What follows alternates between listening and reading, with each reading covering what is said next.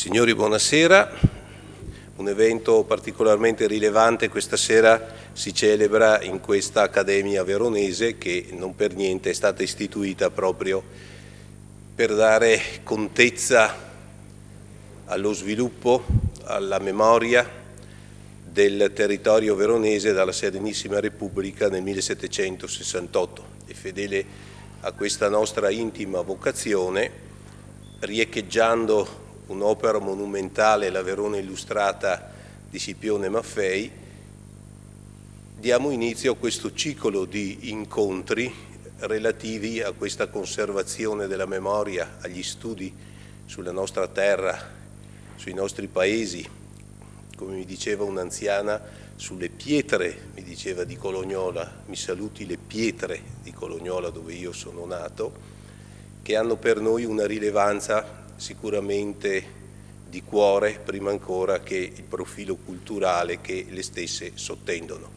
Non posso quindi che ringraziare gli organizzatori di questo ciclo di incontri, in primis il professor Bugnoni, che tanta fatica ha speso per poter mettere in linea una serie di autori di vaglia che ci intratterranno durante questi 5 incontri. Lascio ora la parola all'assessore della classe di lettere, il professor Alberto Castaldini, che coordinerà l'incontro di questa sera e vi ringrazio per la vostra presenza. Grazie.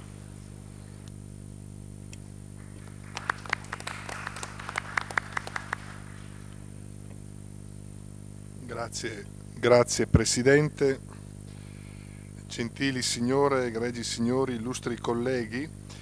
Credo che uno degli scopi che si prefigge il ciclo di incontri promossi dall'Accademia di Verona e che oggi prende avvio in questa storica sede nel cuore della città, corrisponda precisamente agli intenti di una antropologia del territorio, da cui il titolo del mio intervento, che voglia individuare e descrivere le compresenze di una comunità articolata ma dai tratti omogenei, ricostruendone il sistema integrato di cultura e storia, cogliendone le dinamiche presenti e future. Lo scenario che intendiamo delineare nel corso dei prossimi mesi non costituisce un semplice bilancio, perché ne evocherebbe una definizione. Piuttosto intende essere una solida piattaforma programmatica dove declinare progressivamente e con dialettica costruttiva una riflessione rinnovata. Per quanto concerne la prospettiva storiografica, i colleghi Gianmaria Varanini e Andrea Brugnoli, con la loro acclarata competenza, delineeranno rendiconti, temi e sviluppi di quanto ci sta a cuore già da oggi. Se vogliamo tracciare sommariamente l'insieme delle caratteristiche socioculturali, incluso il dato economico e quello istituzionale, che caratterizzano il nostro territorio, colte attraverso la peculiarità dell'ambiente, interlacciate con la comunità e le abitudini con cui essa lo ha vissuto e lo vive, se vogliamo cioè comprendere il carattere del territorio veronese, il genius loci che lo rende riconoscibile e allo stesso tempo integrato in una dimensione più ampia, regionale, nazionale e oltre, si rivelerà utile l'approccio fenomenologico favorito dalla interlocuzione fra le realtà culturali locali. Esse presenteranno la loro storia, i loro progetti, le loro problematiche, in dialogo fra loro e le altre realtà amministrative, economiche e associative. Questo a dimostrare che il territorio veronese, nonostante i grandi cambiamenti dal secondo dopoguerra a oggi, resta un contesto ben diverso dai non luoghi di cui ha parlato nei suoi scritti l'antropologo francese Marc Augé, smarriti nell'indifferenza delle loro strade, all'interno di uno spazio anonimo e stereotipato,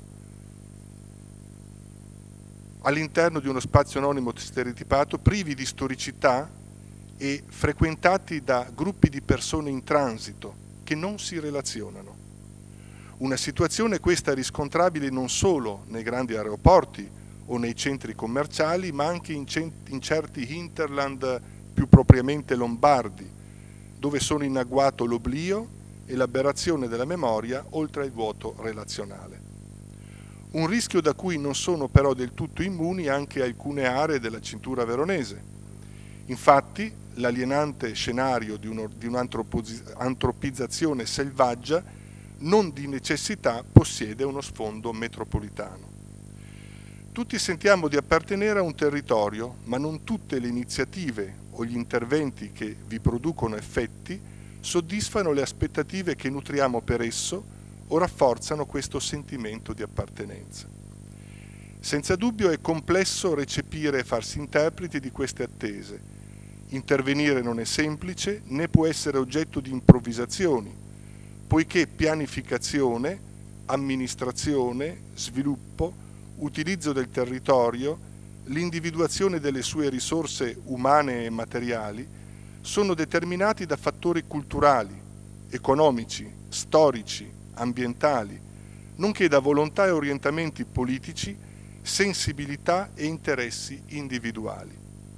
Insomma, ci può essere una visione condivisa, ma la sua interpretazione può risultare difforme. Allo stesso tempo, nonostante l'intreccio e la sedimentazione di esperienze sociali e culturali composite, questo insieme si evolve comunque lungo un percorso secolare, costituendo un modello comunitario. In esso poggia l'elemento chiave, ammesso che sia unico, che ci consente di comprendere l'evoluzione delle società locali e i suoi rapporti con il territorio. Questo ciclo di incontri si propone così di prospettare e stabilire delle traiettorie metodologiche per l'analisi di un processo tuttora in corso, finalizzate a interventi concreti per affrontare temi cruciali che gli amministratori, in senso lato, non possono ignorare. I fattori identitari, la relazione con la memoria e la storia, i rapporti città-territorio-regione e non solo, il ruolo delle classi dirigenti, degli ambiti produttivi, la formazione delle nuove generazioni. All'interno di questo processo esteso il territorio è uno spazio, anzi lo spazio per chi ci abita, costruito da tempo e nel tempo. Ogni territorio abitato dall'uomo è opera del suo tempo, delle diverse forme di organizzazione ed è espressione di narrazioni storiche e persino di remote concezioni cosmogoniche. Il territorio è anche manifestazione di un insieme di relazioni che l'uomo stabilisce quotidianamente con la natura e con gli altri suoi simili. È lo scenario in cui queste relazioni maturano in decisioni che vanno a incidere su di esso, sui suoi futuri assetti. In questa prospettiva si ascrive la dimensione politica del territorio, in cui si innervano quelle dinamiche identitarie che influenzano, condizionano e controllano la presenza e le azioni di una comunità o di diverse comunità, in un'ottica di coabitazione e integrazione intesa come accoglienza inclusiva, all'interno di una specifica area geografica dove si sviluppa l'interazione e la cooperazione umana. Per questo il territorio non è semplicemente uno spazio, ma un insieme di spazi, non solo fisici, fatto sia di aree geoculturali, nel corso del nostro ciclo trattati in incontri specifici, sia di macroaree tematiche, declinate poi nelle coordinate territoriali. Il tutto a rappresentare una Weltanschauung scaligere atesina, mi sia concessa l'espressione filosofica guardiniana, che nel solco ideale di Scipione Maffei si è voluto felicemente intitolare Verona illustrata. Dinamiche identitarie, dicevamo, in una paventata società liquida, in cui l'esperienza del singolo e le relazioni sociali si vanno decomponendo e ricomponendo rapidamente, nel nostro territorio continuano a scorrere, lungo alvei secolari, gli eventi significativi di ogni sua collettività, confluendo in un bacino di memorie condivise.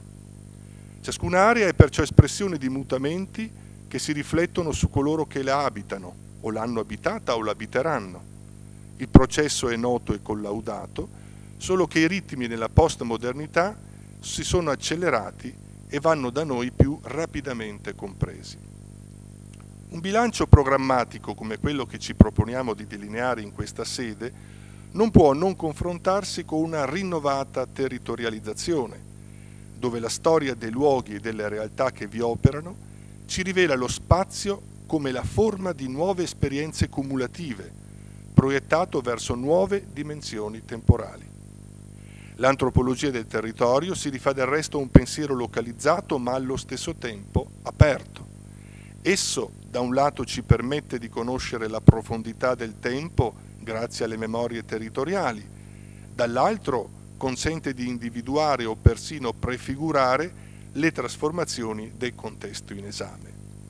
Da ciò derivano possibilità di riflessione e analisi che possono a loro volta diventare inizi di ricerca.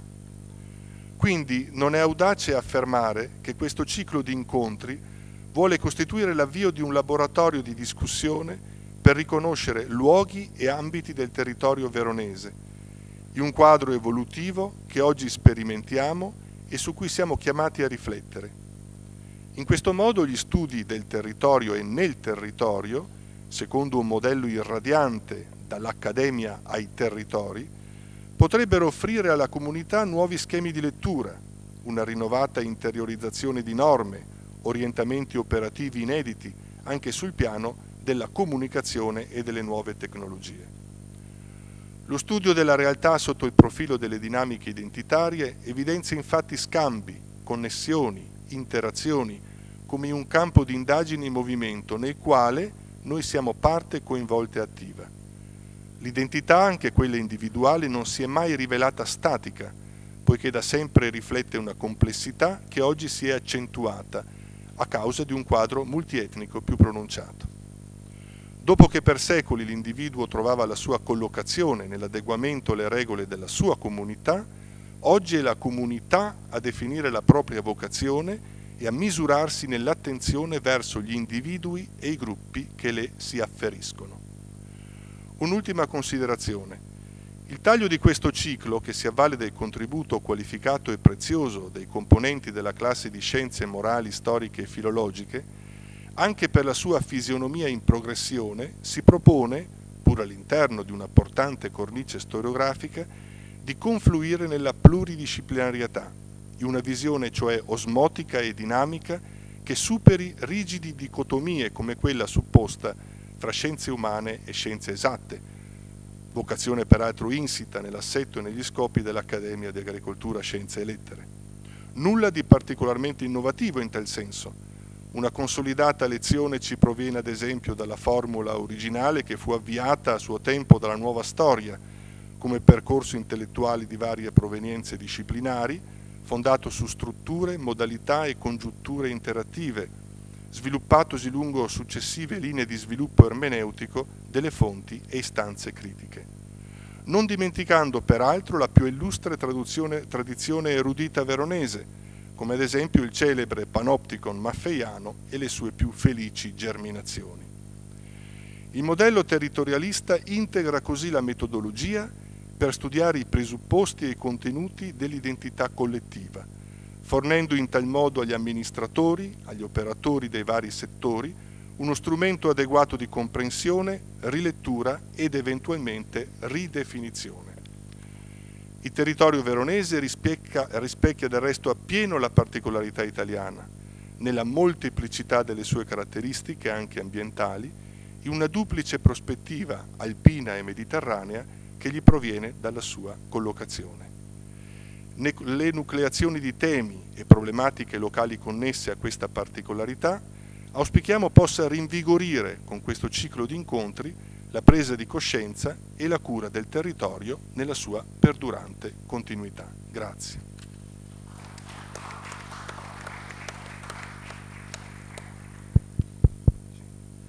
È arrivato anche l'assessore alla memoria della città Buffolo, che ringraziamo per la presenza e poi vorrà intervenire. La parola al professor Gianmaria Varanini, membro effettivo, che ci parlerà di storie di comunità tra Veneto e Verona, un bilancio. Prego. Grazie.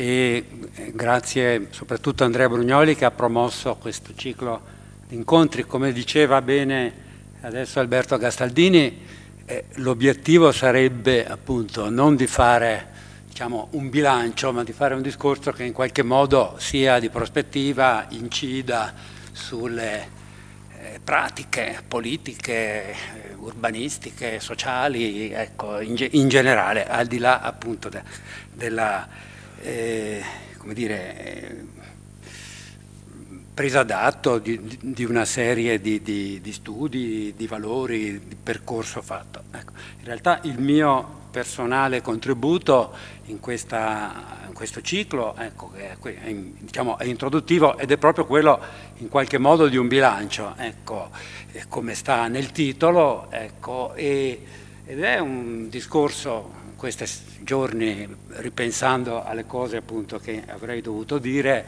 riflettevo sul fatto che mi occupo di un arco temporale che percorre tutta la mia vita di studioso, ormai diciamo anziano e avviato al tramonto, ecco, nel senso che dagli anni 60 del secolo scorso ad oggi si è in qualche modo sviluppata e consumata questo tema delle storie di comunità, ecco, e sulle quali oggi è forse appunto utile in qualche modo riflettere. Ecco, sicuramente nei prossimi incontri ci saranno meno capelli bianchi, ci occuperemo anche della scuola, ecco, e insomma si spera, come diceva giustamente Castaldini, che possa essere anche l'inizio di un percorso rinnovato.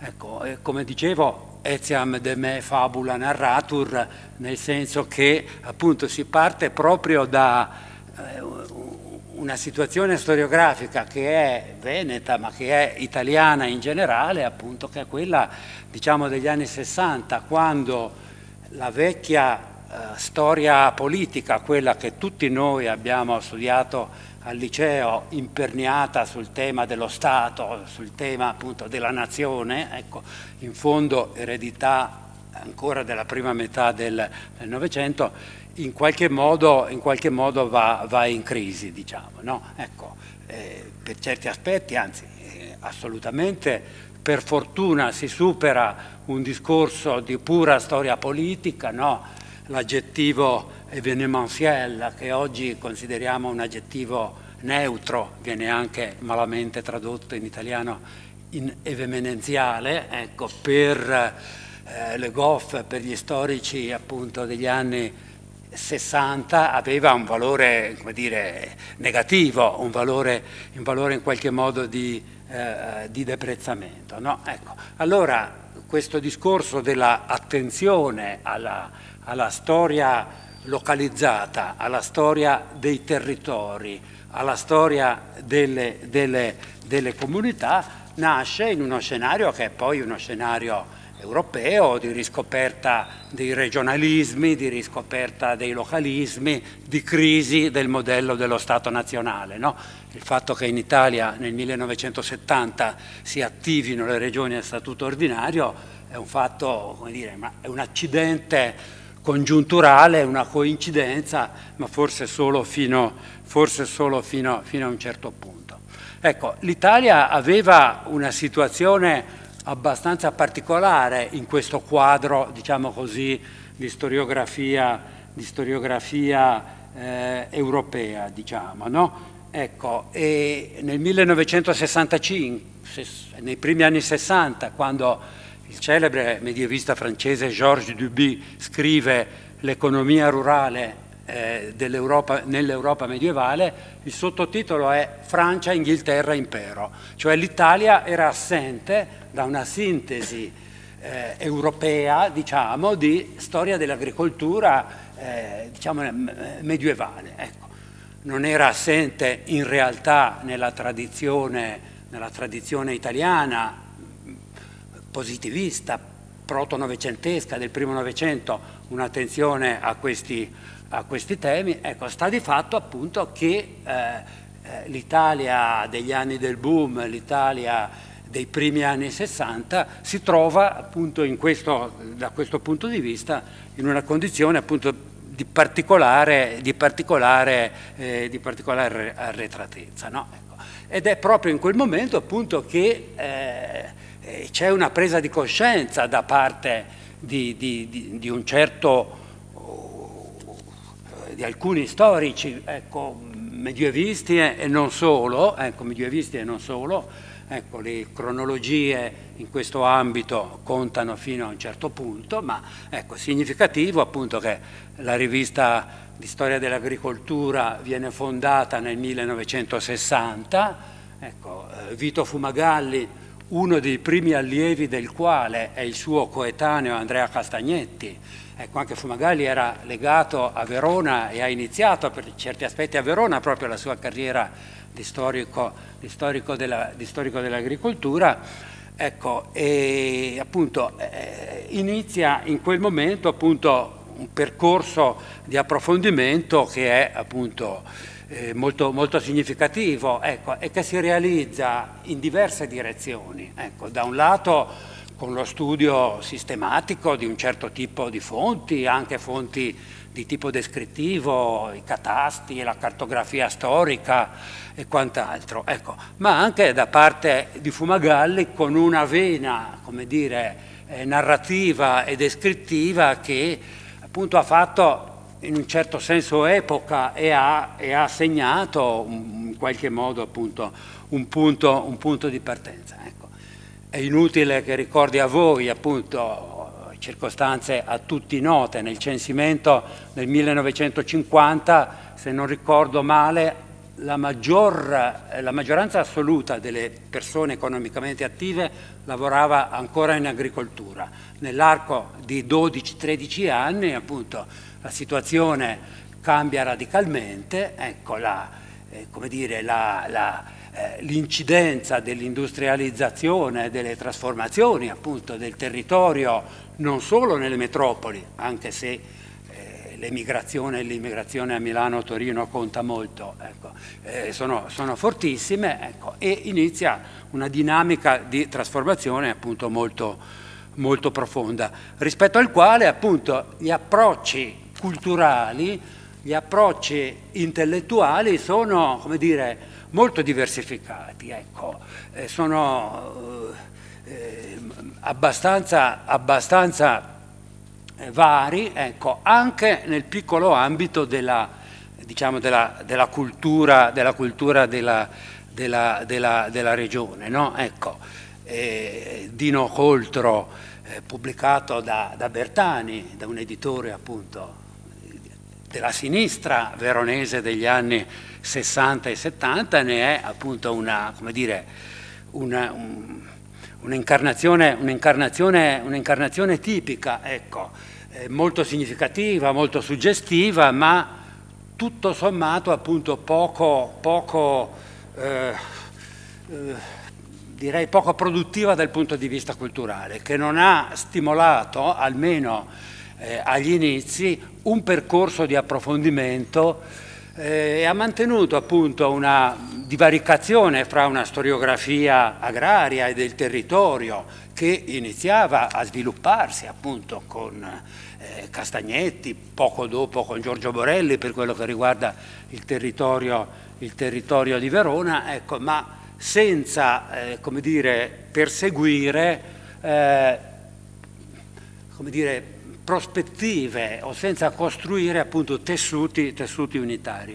Ecco, nel Veneto non è stato dovunque così. Ecco, faccio l'esempio del territorio vicentino.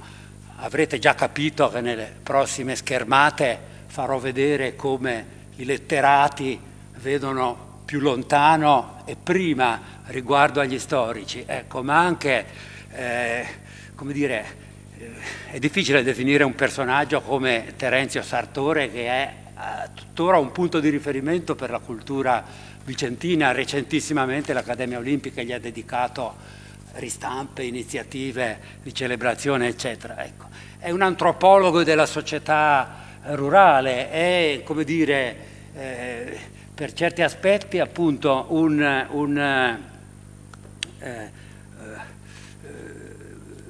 ricostruttore appunto senza basi teoriche di un universo appunto culturale e di cultura materiale anche che come dire ha avuto dei significativi esiti, no? Ecco, dicevo di Vicenza, no? E della sua tradizione, ecco, ci sono dei nessi precisi, no? Altri intellettuali veneti come Rigoni Sterna, come Meneghello, come Zanzotto, ecco, scrutano, no? Ecco, e cantano gli effetti così della catastrofe, no? Di questa società che viene anche nostalgicamente rievocata, ecco, e che viene in qualche modo appunto, come dire, sollecitata a ripensare se stessa, no? Queste sono immagini e, come dire, visi di persone che tutti conoscete, ecco, e che hanno avuto però, lo vedremo poi anche nel prosieguo del mio discorso, ecco, un influsso indiretto ma significativo in un certo modo poi di riaccostarsi alla società rurale e alla storia del territorio, no? Ecco. Chi nel territorio veronese fa un passo avanti ed è, come dire, fa un discorso di prospettiva è Eugenio Turri, no? Ecco, ormai il suo ruolo è codificato e riconosciuto, ma bisogna, per capirne il significato, bisogna collocarlo sullo scenario degli studi geografici degli anni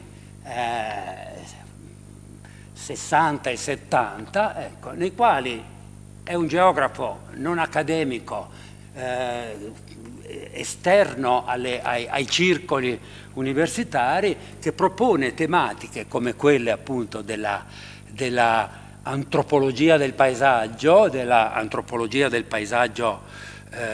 semiologia del paesaggio, ecco, che non erano ancora in nessun modo appunto stati messi all'ordine del giorno. Certo, c'era Lucio Gambi, c'era una storiografia e una geografia che si muoveva in una certa direzione già alla fine degli anni 60, no? Ecco, ma nel contesto locale il ruolo di Turri è un ruolo molto importante. Qui ho messo appunto a bella posta, come dire, in confronto, qui è il testo celebre, anche recentemente ripubblicato sulla Lessinia, vedrete comparire più volte l'icona della CR. È morto pochi giorni fa Maurizio Miele, come tutti sanno, appunto, che ha avuto un peso significativo, diciamo così, in un accompagnamento, ecco, nello sviluppo di questi studi. Dicevo, un Turri più nostalgico, un Turri più, diciamo così, incisivamente propositivo, scientifico, ecco, pubblicato dall'edizione di Comunità, pubblicato da Marsilio, quindi non certo attivo solo a livello locale, no? Ecco, un Turri che studia il microcosmo di Caprino e di Cavaillon, e un Turri appunto che come dire, costruisce invece un discorso teorico appunto che cerca di dare sintesi alla ricostruzione appunto del paesaggio, no? Ecco, quindi c'è questa diciamo difformità e questa varietà di reazioni nella cultura anche locale degli anni 60 che va tenuta presente, ecco. Quindi nell'immediato non c'è, almeno nello specifico veronese, una presa di coscienza complessiva di questi problemi. Ecco, con questa schermata farò un passaggio velocissimo, ecco, ma quella è la sede dell'antico Archivio di Stato. Ecco. Non va dimenticato che l'Archivio di Stato di Verona è stato fondato nel 1940 con la legge le leggi Bottai, sostanzialmente, appunto, proprio alla fine del regime fascista, preso a funzionare seriamente solo a partire dagli anni 60, e anche per quello che riguarda questi studi è diventato solo allora un punto di riferimento. Allora, ecco, se questo è un pochino il punto di partenza, che ci sono alcune delle premesse per le quali appunto all'inizio degli anni 70 si avvia una trasformazione complessiva della storiografia italiana, che almeno in parte e per alcuni anni mette, non dirò fra parentesi, perché le tematiche della storia dello Stato, della storia politica non sono mai del tutto tramontate e sono anzi hanno ripreso poi anche vigore negli ultimi anni, negli ultimi decenni del Novecento, ecco. Ma questo giudizio significativo di uno che con la storia rurale e con la storia del mondo contadino e con la storia delle comunità non aveva assolutamente niente a che fare, come un grande antichista come Arnaldo Momigliano, è un discorso appunto significativo. Lui dall'Inghilterra coglie, diciamo, queste profonde modificazioni del sistema culturale della storiografia italiana, no? Quindi l'attenzione crescente alle forme intellettuali associate alle classi subalterne, la concentrazione sui fattori dello sviluppo e della stagnazione in determinate economie, ecco, il desiderio di raggiungere una comprensione integrale di una società entro uno spazio e un tempo definito, no? Ecco, quindi si manifesta una insoddisfazione per i quadri generali, ecco, bisogno in qualche modo di ricostruire aspetti della quotidianità, aspetti della ordinarietà, aspetti della vita di tutti i giorni, no? Ecco, è un discorso che vale a tutti i livelli, no? Ecco, se lo applichiamo, non lo so, alla storia della Chiesa, alla Santa Romana Repubblica e al Medioevo cristiano, i due testi classici che fra gli anni 40 e gli anni 60 hanno governato la riflessione sulla Chiesa medievale, si sostituisce, c'è il concilio, ci sono tante cose, la storia delle parrocchie, la storia vissuta del popolo cristiano, come dice il titolo di un libro francese degli anni 70. Ecco allora che appunto tutto questo si coagula intorno al concetto e come dire, in qualche modo alla bandiera della microstoria, no? Ecco, che in Italia è un fenomeno di importazione, deriva da stimoli soprattutto della storiografia francese, della storiografia delle Annales, che per prima già da decenni aveva impostato un certo discorso appunto di attenzione al territorio, da Febvre a tanti altri, e anche appunto di attenzione a quello che è la quotidianità, no? Ecco, queste espressioni teoriche che vedete qui sul piano metodologico, la microstoria ha prodotto indagini di lunga durata che si concentrano su aree geografiche molto circoscritte per offrire una ricostruzione minuziosa e analitica della storia di piccole comunità locali, cogliere elementi di continuità e mutamento nascosti dentro o dietro i modelli sociali tradizionali.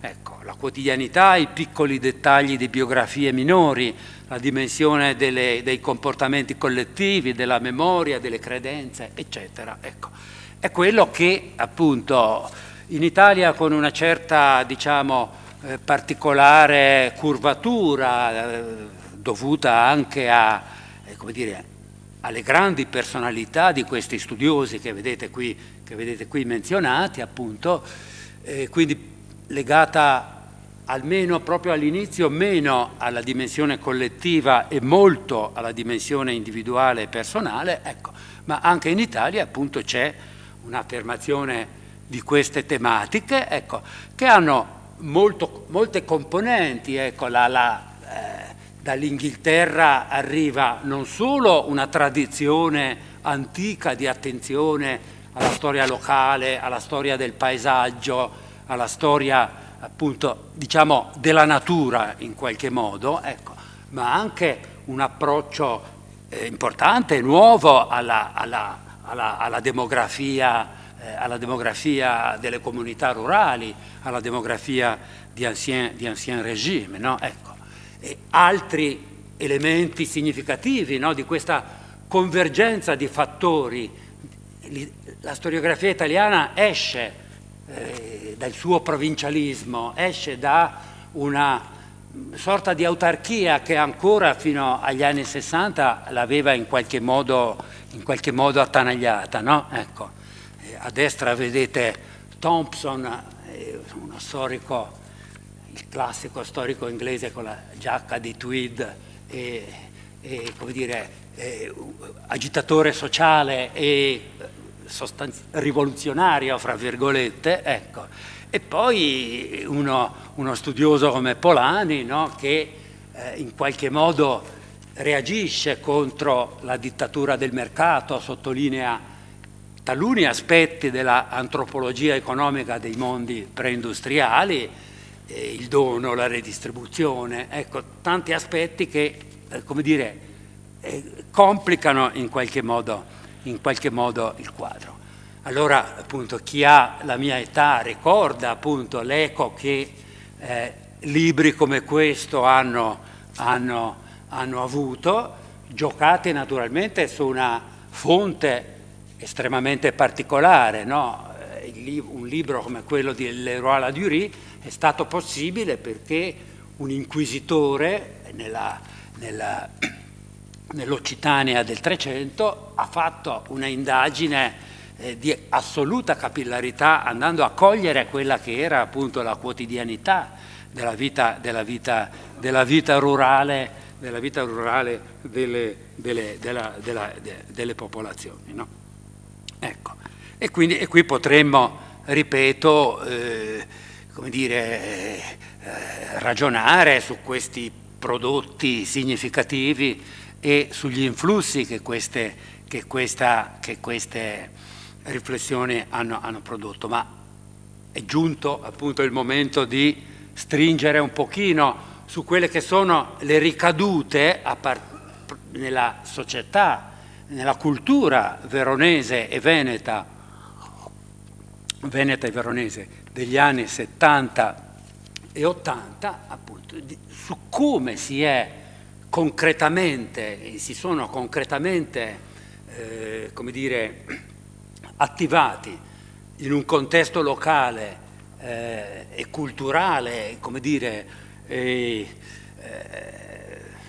che in qualche modo era fertile rispetto a queste domande, su come si sono concretizzati appunto tutti questi stimoli, no? Ecco. E è quello che ricordava Casaldini qualche minuto fa, no? Ecco. Un bisogno di rassicurazione, la committenza della storia locale, la committenza della storia di comunità, ecco, nel Veneto è data sostanzialmente dagli enti locali che comprendono perfettamente la necessità di recuperare, rassicurare, il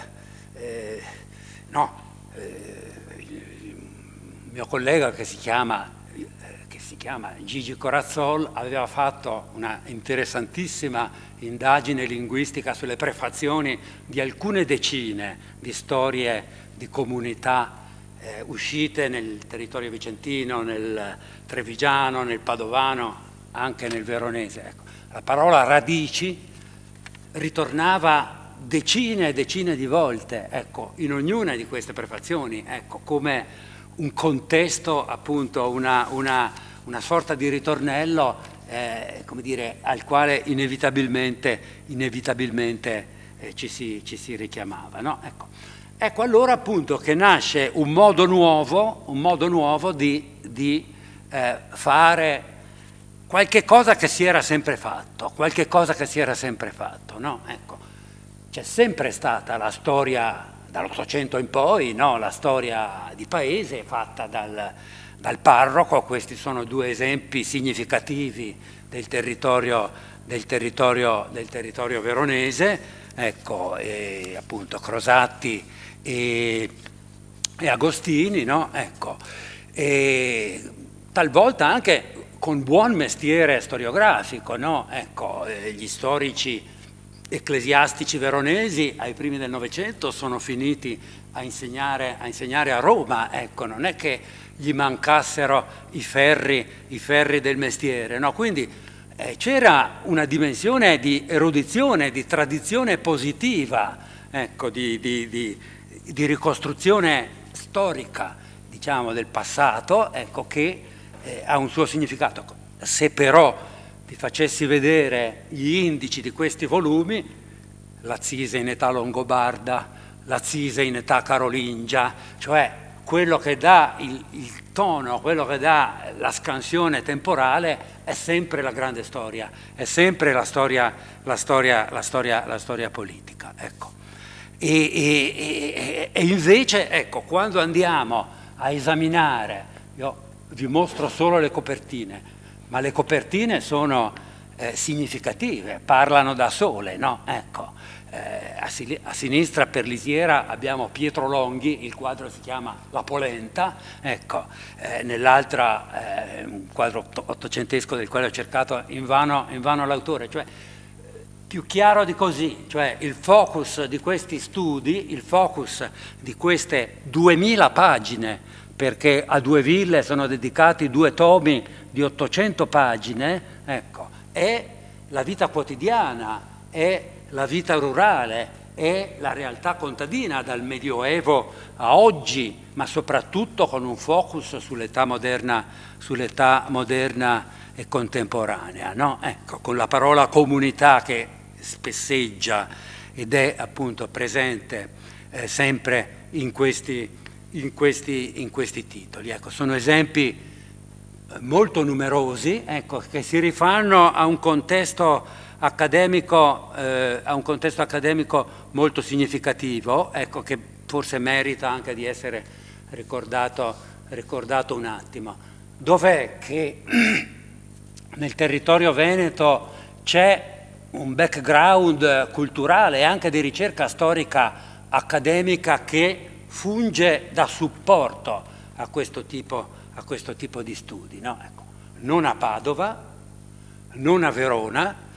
Non è che lì non si studiasse seriamente, ma si facevano altre cose, ecco, per tutta una serie di motivi nella facoltà di lettere di Ca' Foscari di Venezia negli anni '80 si crea un contesto che sorregge, c'è la presenza di uno dei campioni della microstoria, c'è la presenza di uno dei massimi storici dell'Italia, italiani del Novecento come Marino Berengo. Ecco, c'è una serie di accidenti anche, di congiunture accademiche. Qui vedete Gaetano Cozzi e Claudio Povolo, che è uno dei protagonisti di questa stagione storiografica, ecco, che fa sì che, come dire, la ricerca accademica e la ricerca del territorio e sul territorio appunto si incontrino in modo estremamente positivo.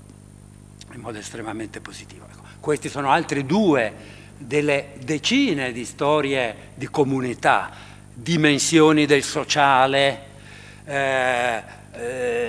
appunto la parola società e comunità che ritorna continuamente appunto in questi titoli. Ecco. Con un'altra dimensione estremamente significativa che né a Padova né a Verona appunto si è poi determinata, ecco, la sinergia fra il mondo universitario garantito scientificamente da Ortalli, da Cozzi, da Berengo, ecco, e come dire, la dimensione culturale illuminata dei Benetton fa sì che non solo sia sostenuta una ricerca sulle campagne trevigiane, che è uscita poi in modo sistematico fino alla fine degli anni 90, se non ricordo male, forse gli ultimi volumi ancora addirittura nei primi anni del nuovo secolo, ecco. Ma ci sia in generale appunto un sostegno in qualche modo alla ricerca storica locale che in forme diverse è ancora oggi, come dire, vivace, vivo e significativo, diciamo. No? Vivo e significativo. Ed è un discorso appunto che ci porterebbe molto, molto avanti. Ecco, ci sarebbe da fare anche interessante sul Trentino. Qui ho messo l'esempio di un lavoro al quale ho partecipato anch'io e che è in qualche modo, come dire, una esportazione nella Vallagarina di un modello veneto, ecco, con delle fonti sopraffine, perché c'erano le fotografie del primo Novecento di Scheuermayer, c'era una qualità anche di grande significato, diciamo, di queste delle fonti, che ha permesso appunto un lavoro molto ricco, ecco, e ripeto, appunto, gli esempi se ne potrebbero fare davvero tanti. Ecco. La situazione a Verona come sta? Ecco, è una situazione appunto che presenta delle caratteristiche di profonda diversità, ecco, rispetto alle altre province, agli altri comprensori territoriali del Veneto. Ecco. Il primo è un fatto, diciamo così, strutturale, è un aspetto che nei libri che ho scritto di storia di Verona ho ripetuto molte volte. Ecco, nessuna città del Veneto ha, rispetto al proprio territorio, alla propria distretto, alla propria diocesi, chiamatelo come volete, in questo senso non ci interessa la differenza, ha quel ruolo di metropoli che ha Verona, in età medievale moderna quantomeno, rispetto al suo territorio. Basta la demografia a chiarirlo. Ecco, il rapporto di popolazione in età preindustriale fra Verona e il maggior centro del suo territorio è di 20-1, di 15-1.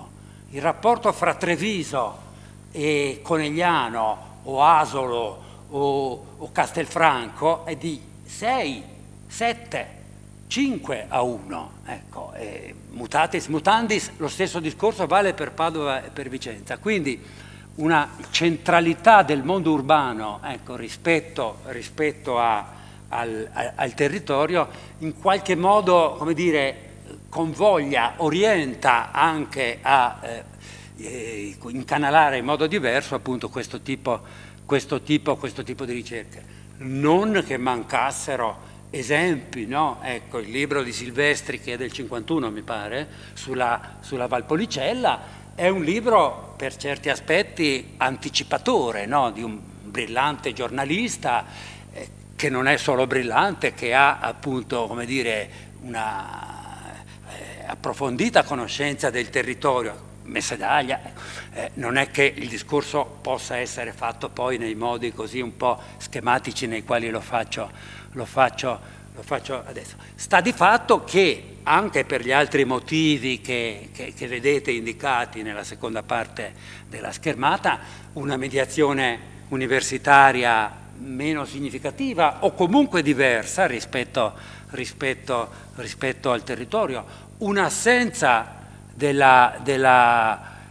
sponsorizzazioni, cioè è abbastanza paradossale, no? Che la capitale verde d'Europa o d'Italia, che ha alcune fra le massime espressioni dell'industria agroalimentare italiana, come dire, non lo so, cioè, siamo stati noi incapaci di sollecitare. Ecco, di fatto non si è creata quella sinergia virtuosa che c'è stata a Treviso e che c'è stata anche in misura diversa in qualche altro territorio. Ecco. Le stesse banche cittadine hanno orientato, poi magari Carlo Fratta ci dirà qualcosa, ma hanno orientato in opere, come dire, estremamente significative, che sia chiaro. Una città e il suo fiume è un libro che ha 50 anni, è tuttora, come dire, significativamente citato, ha un valore, ha avuto, come dire, un valore estremamente significativo all'epoca. Ecco, è un modello diverso, ecco, è un modello che in qualche modo, perlomeno per una congiuntura storiografica, ecco, che è quella, ripeto, degli primi anni 70, ecco, si orienta diversamente. Ecco, tutte queste che faccio scorrere sono iniziative che ben conoscete, no? E che hanno, come dire, hanno avuto un ruolo significativo e positivo, ecco, ma che, come dire, non si sono orientate, no? Non si sono orientate in quella direzione di, come dire, insistita attenzione alla storia quotidiana del territorio che abbiamo visto prima. Ecco. Quando ci si arriva, e i primi esempi sono quelli appunto della storia della Valpolicella, sostanzialmente per merito di Pierpaolo Brugnoli, anche se qui vedo i due Viviani, Volpato, Vasco Gondola, altri amici che in tempi diversi e in modi diversi hanno fatto anche loro storia ai locali e storia di paese. Ecco. C'è però un taglio culturalmente diverso, ecco, che ricordo bene perché alcune di quelle introduzioni le ho scritte io stesso tanti anni fa. Ecco, come dire, è una ricerca meno spinta sul versante della storia quotidiana, della storia intracomunitaria, della storia della società rurale in quanto tale, no? Ecco, forse c'è meno sensibilità appunto a quelle tematiche innovative della storia della comunità e delle relazioni tra le persone che in altri luoghi sono state approfondite, no? Ecco. In compenso e in più non c'è quell'area di, come dire, sospensione atemporale e di, come dire, sì, di passato in qualche modo indistinto e immobile che qualche volta nelle storie di paese del trevigiano o del vicentino si trova e che sfocia addirittura qualche volta in un approccio neonostalgico, vorrei dire, in qualche modo. Ecco, nelle storie delle comunità veronesi non c'è questa dimensione, c'è un'attenzione invece più forte agli aspetti istituzionali, anche agli aspetti dell'economia, ecco, ma come dire, tenendo adeguatamente conto appunto dei rapporti fiscali, economici, istituzionali, soprattutto con la città, no? Ecco.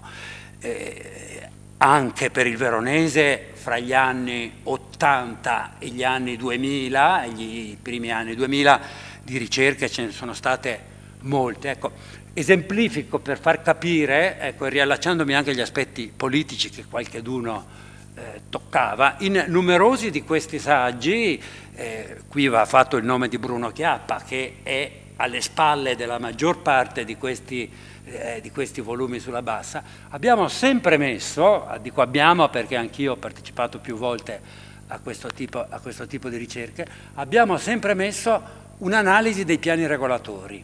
Arriviamo al Novecento, ci occupiamo e siamo andati più volte in conflitto. Un sindaco di un paese che non nomino ci ha tenuto fermo il libro 2 anni perché non gli garbava quello che un nostro collaboratore aveva scritto rispetto alla gestione del territorio. Quindi, come dire, c'è stato un modo diverso di approcciarsi, forse più attento, ripeto, ad una dimensione anche istituzionale, ecco, forse perché anche qui, non sono io che lo devo dire, occorre qualche sociologo e qualche studioso appunto di storia e di sociologia della società rurale, della società veronese contemporanea. Forse anche perché centri come Bovolone, piuttosto che Isola della Scala o Peano, hanno retto meglio a quella, diciamo così, disgregazione identitaria che c'è stata, no? Ecco. I casi, appunto, interessante per esempio il confronto fra la Valpolicella e la Valpantena, dove molto tardi si è arrivati a concepire una ricerca di storia locale. Perché? Perché la Valpantena è sostanzialmente, come è sempre stata dall'Alto Medioevo in poi, un appendice della città, ecco, nettamente, come dire, più debole come identità. Ecco. Ripeto, c'è quindi un gioco di articolazioni, di di tematiche e di impostazioni che come dire, segna questi volumi, no? Che segna questo territorio, la terra, il territorio che ritorna, no? Territorio e società rurale, ecco, come dire, rispetto a questa dimensione che ricordavo prima, ecco, ci sarebbero tanti aspetti. La cartografia rurale, se vedete, è la protagonista in tutte queste copertine. In nessuna delle copertine adesso potrei esemplificare, ma ne ho messe lì troppo poche perché il discorso abbia significato. Ecco, ma come dire, c'è una diversità anche in questo, nel modo appunto di approcciarsi a quella che è la realtà del territorio, diciamo, no? Ecco, ho praticamente finito perché ho già sforato ampiamente, ecco, faccio un discorso molto veloce sulla storia della montagna e della Lessinia, sulla quale mi sono esposto anche recentemente con dei giudizi abbastanza critici, cioè certi schemi non potevano essere adattati e perché? Perché i comuni della Lessinia non hanno una identità comunitaria, lo hanno avuta solo, come dire, dal punto di vista fiscale e amministrativo, ma non, cioè l'elemento strutturante è la contrada. Ecco, questo sarebbe un discorso che ci porterebbe molto lontano, ci porterebbe a confronti con altre tradizioni, altri approcci rispetto alla crisi delle società montane, come quella del geografo e giornalista appunto Aldo Gorfer in Trentino, non a caso amico del primo Turri, del Turri che aveva idoleggiato la Lessinia del passato. Ecco. E finisco con un flash proprio velocissimo sulla storia della città, ecco.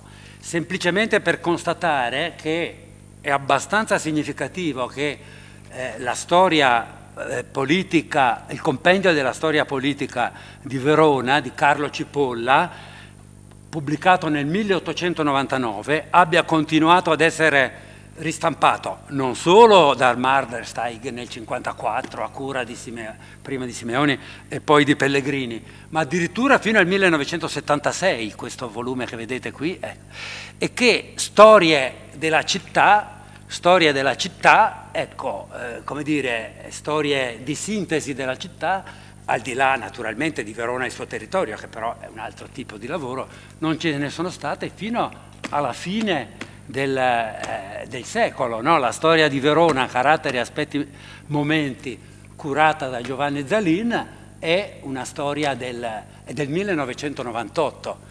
Qui racconto un aneddoto, la dovevo curare io, ma l'assessore alla cultura del tempo, Baiona, come dire, si oppose drasticamente al fatto che la parte di storia contemporanea la scrivesse Zangarini, che era presidente dell'Istituto per la Storia della Resistenza. Allora io dico buongiorno, buonasera, ecco, e non combinammo, insomma, un discorso che era già molto, molto avanzato. Ecco. Ma questi ritardi sono ritardi appunto abbastanza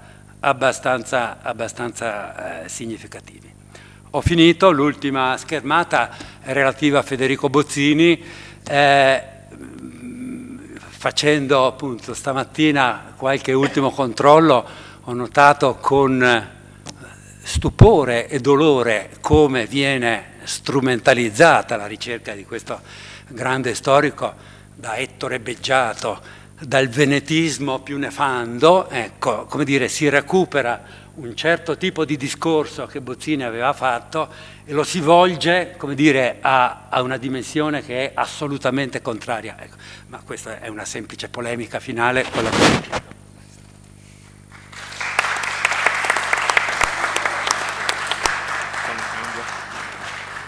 Grazie a Gianmaria Varanini. Gianmaria ha citato l'inizio Coltro.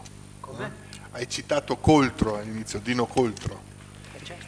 e io ero un ragazzetto, muovevo i primi passi, animato anche da un certo nostalgismo, forse che preoccupava i miei, nel folklore, e mi avvicinai, il primo che avvicinai naturalmente era Dino Coltro. E certamente in lui tu osservavi non c'è stato quello sviluppo, non c'è stato quel respiro che invece l'abbiamo avuto in altri intellettuali simili, analoghi in ambito più vicentino, più veneto centro-orientale. Va da sé però, va osservato che c'era in lui un impegno sociale e politico di riscatto proprio delle classi subalterne, terminologia che aveva fatto propria anche dalle sue letture, dalla sua formazione giovanile, no? Nel movimentismo che l'aveva visto impegnato e che cozzava forse con un cotè politico, diciamo, più esteso e che lo circondava. Forse un Coltro in altri contesti culturali geografici sarebbe stato più un Gianni Bosio, ecco, per citare Gianni Bosio di Acquanegra sul Chiese, che è espressione anch'egli di una riscoperta del tema delle identità, del riscatto delle classi subalterne, però in una prospettiva e in una dimensione certamente sociale e politica diversa. Secondo aspetto, e poi passo subito la parola ad Andrea, tu facevi riferimento all'ambiente vicentino e c'è anche un altro aspetto che una volta ricordo ne parlammo con Giampaolo Marchi, l'ambiente letterario, culturale vicentino non è paragonabile a quello veronese, cioè Vicenza ha espresso una serie di intellettuali, scrittori, poeti per una serie di ragioni anche sociologiche che non sto qui ad elencare, che in qualche modo ha garantito anche un respiro non solo locale ma nazionale e oltre a quelle che sono le espressioni della cultura locale, diciamo per semplificare la definizione. Ora la parola ha il professor Andrea Brugnoli, membro effettivo, che è diciamo, l'anima di questo ciclo di incontri, che ci parlerà di nuovi strumenti per la diffusione degli studi sul territorio. Prego Andrea. Grazie a tutti voi di essere qui oggi. Sì, il mio intervento insomma, vuole cercare di portare alcuni esempi, lanciare alcune ipotesi alla fine su come sia possibile, cioè se i nuovi strumenti tecnologici possano rinnovare quella che io penso sia stata una tradizione con i suoi limiti, li abbiamo visti, ma con le sue potenzialità e tutte che ha avuto in questi decenni, sia nel territorio su cui si è soffermato soprattutto il professor Varanini, ma anche sulla città. Abbiamo visto quegli strumenti di carattere didattico velocemente, ma che hanno segnato un'intera generazione, perlomeno la mia generazione sicuramente è stata segnata da questo approccio alla storia del territorio, storia locale, chiamiamola come vogliamo, in maniera molto forte, e che ci ha portato a un'attenzione insomma a quello, meno persone che ho conosciuto, che poi hanno anche studiato storia su quella base, un'attenzione alla dimensione sociale di quello che era lo studio della storia, quello che hanno riflessi sulle società in cui vivevamo. Ecco, la mia domanda, come sono posto per questa occasione, è: ma i nuovi strumenti, perché finora abbiamo visto pubblicazioni, carattere cartaceo, a stampa, nuovi strumenti potrebbero portare a un rinnovamento di questi studi, che spesso hanno avuto anche una dimensione localistica, sia nel respiro, ma anche e soprattutto, forse quello è stato il problema maggiore, nella loro distribuzione, nella loro diffusione. Ecco, per cui vi parlerò soprattutto dell'ambito editoriale, perché quello che riguarda insomma, la didattica, divulgazione, promozione del patrimonio storico-culturale, magari dedicheremo anche altri interventi, anche se vedremo magari proprio anche quello che cercherò di farvi vedere adesso, anche con questi aspetti potrebbe avere dei nessi significativi. Ecco, cominciamo allora dagli aspetti più strettamente editoriali, vi dicevo. Allora, abbiamo visto insomma l'attività di studi territoriali dagli anni 60, 80, fino al nuovo millennio abbiamo conosciuto le migliori manifestazioni, anche le peggiori, ma insomma questo fa parte è secondario, insomma, questo. Ecco, però tutto questo si è coagulato sempre attorno a specifiche iniziative editoriali, fossero monografie, collane, riviste, come penso insomma, abbiamo potuto sentire nella relazione precedente. Ecco, c'è sempre stato bisogno del libro, della carta stampata, quella in senso duraturo, non quella in cui incartiamo il pesce il giorno dopo, perché queste sono servite per mettere in moto intelligenze, capacità di studio e di approfondimento, cioè il momento della edizione, della pubblicazione, della messa in cura di un libro su un territorio, sulla città, su determinati aspetti, ha messo in moto persone che a tutto questo si sono dedicate e hanno approfondito le conoscenze. Tutto questo si scontravano già allora con i costi editoriali, tantissime iniziative. Ricordiamo alcune anche che hanno avuto il merito, per esempio, di associarsi ad alcune altre realtà come quelle dell'Istituto Salesiano San Zeno, la possibilità di stampare come esercizi scolastici, hanno portato a risultati significativi, anche lì sempre col contributo del caso della Banca Popolare per i costi materiali di tutto questo. Negli anni 80-90, quello che abbiamo visto, i costi editoriali effettivamente si sarebbero anche abbassati, cioè stampare un libro negli anni 70-80 aveva un costo maggiore di quello che ha avuto, eppure tante iniziative si sono fermate o comunque hanno avuto problemi proprio in quella direzione. Allora la domanda che mi sono cercato di pormi e che pongo oggi è se i nuovi sistemi di pubblicazione digitale possano o meno venire in supporto ad iniziative come queste o se effettivamente sono iniziative che hanno chiuso una loro stagione. È un problema economico, è un problema di supporto o effettivamente hanno chiuso una loro stagione? Ecco, senza per questo veramente ridurre il tutto a un problema di costi di stampa, costi editoriali, perché non vorrei che passasse il messaggio che il lavoro che sta dietro a tutto questo debba essere un lavoro di volontariato. Ci può essere, ci sta benissimo, anzi è importantissimo che ci sia, però non vorrei che passasse questo messaggio che il lavoro culturale di studio delle storie del territorio fosse un lavoro di volontariato gratuito. Va anche quello in qualche modo sostenuto. Ecco, per tornare a queste forme di editoria digitale vorrei togliere di mezzo alcuni equivoci, innanzitutto su cosa si può intendere per pubblicazione digitale, che non coincide necessariamente con l'aver messo in rete qualcosa. Non è cosa scontata questa, soprattutto quando parliamo di open access o altre formule, cioè non è semplicemente la possibilità di accedere attraverso la rete ad alcuni materiali, perché facciamo una pubblicazione online. Allora, vediamo, parto da un caso, adesso vedo se il link parte, se la connessione, ho allargato lo schermo, devo portarvelo lì. Riesco, il problema del doppio schermo. Allora, l'Accademia di Cultura, Scienze e Lettere meritoriamente ha digitalizzato tutto il suo patrimonio, ce l'abbiamo messo a disposizione, però ce l'abbiamo a disposizione attraverso deposito su Google Book. Cosa significa questo? Che se io vado ad aprire uno di questi volumi,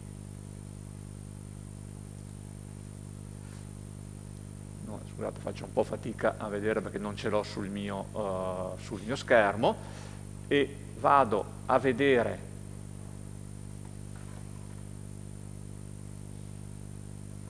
negli strumenti del browser, la sorgente della pagina. Questi sono i metadati che vengono messi a disposizione delle macchine che poi automaticamente vanno a leggere queste pubblicazioni online, e cosa trovano?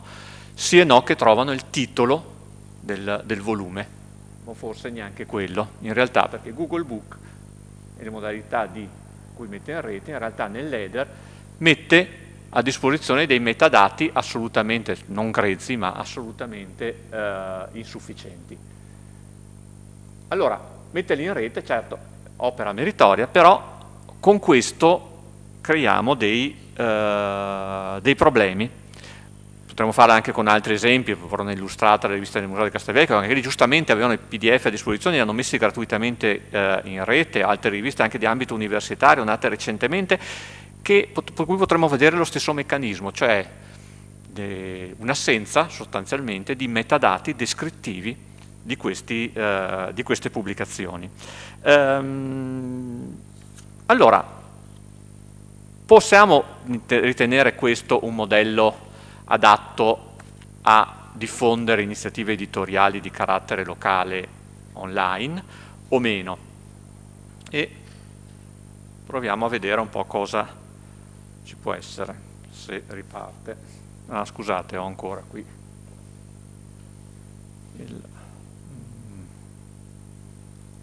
Ok, quale modello possiamo allora vedere per un'editoria locale online?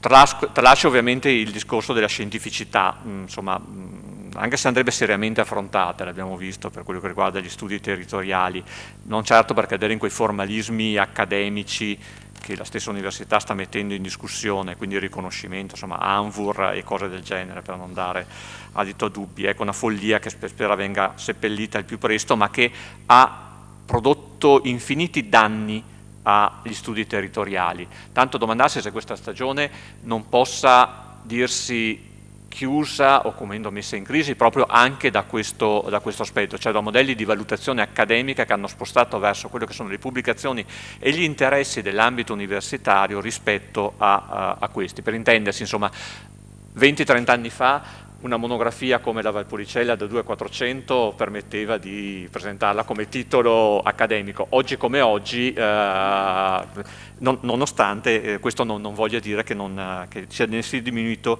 il valore.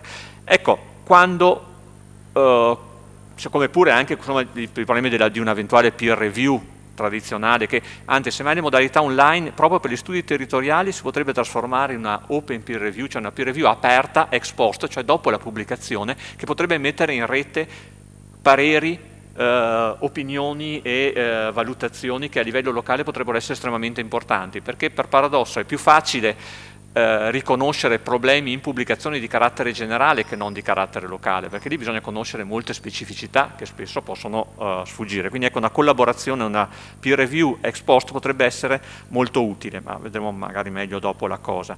Come non voglio certo parlare del passaggio che nel web c'è stato nel passaggio con l'ipertestualità e multimedialità, un po' perché dopo l'ubriacatura iniziale di questi aspetti, ricordo un saggio di Corrao su reti medievali, il saggio ipertestuale, sono stati sostanzialmente abbandonati, siamo tornati a forme di pubblicazione estremamente canoniche, tradizionali, la rivista con i suoi fascicoli numerati da pagina a pagina, cioè riproponiamo in rete quello che era il modello editoriale tradizionale.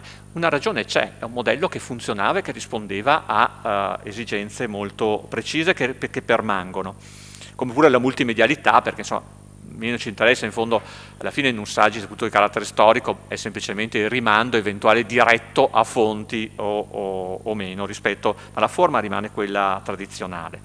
Ecco, semmai potremmo concentrarci un attimo sul terzo tema che qui ho indicato in questo sommario, cioè quello degli strumenti che si sono creati per la pubblicazione online e per la descrizione appunto attraverso i metadati e l'identificazione di questi nuovi oggetti digitali e quindi la loro reperibilità, possibilità di indicizzazione da parte di banche dati, fattori che permetterebbero di passare da una dimensione locale nella distribuzione, il limite che dicevamo di questi studi, ad una globale. Infine eventualmente potremo affrontare il problema del mercato, di tutto questo, dando uno sguardo ai principi dell'open access. Ecco, l'altro tema, quello della instabilità, modificabilità, ecco, è stato il grande problema, che però era anche la potenzialità di tutto questo, che all'avvento del web si proponeva per la pubblicazione degli studi online, cioè il fatto che questi potevano essere continuamente modificabili, quindi non affidabili da un certo punto di vista, soprattutto quando a questi ci si voleva riferire, però d'altro canto potevano essere anche continuamente aggiornati.